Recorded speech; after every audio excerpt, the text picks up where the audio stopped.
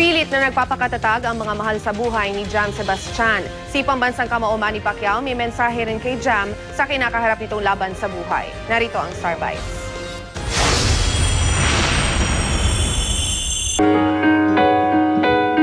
Pinatibay palalo dahil sa pagsubok. Yan ang pag-iibigan ni Jam Sebastian at Michelle Ligayu.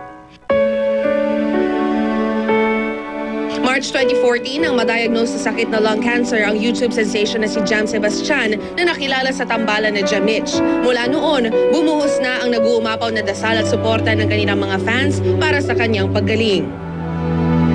Ngunit sadyang mapaglaro ang tadhana nang mas lalo pang nanghina si Jam at kailangan lang lagyan ng life support.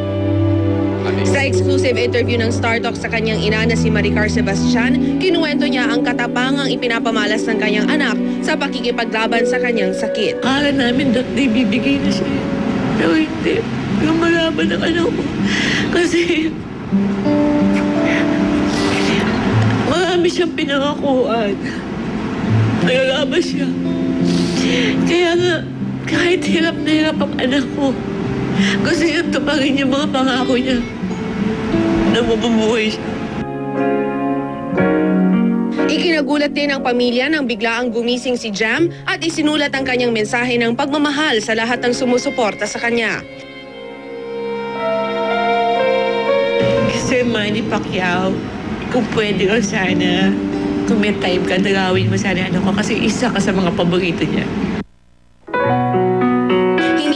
Si pambansang kamao at Congressman Manny Pacquiao, isang mensahe naman ang pinarating niya gamit ang kanyang Instagram account.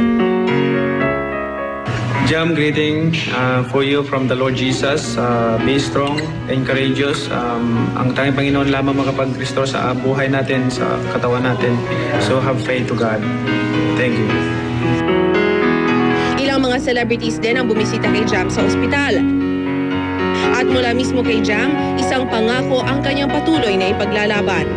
Lahat daw po ng pagdarasal niyo malaking tulong sa kanya. Yung po yung nagbibigay sa kanya ng lakas. 24 hours po siyang tulog eh. Okay ka lang, laban daw. Thank you daw po sa lahat ng ang nagmamahal sa kanya.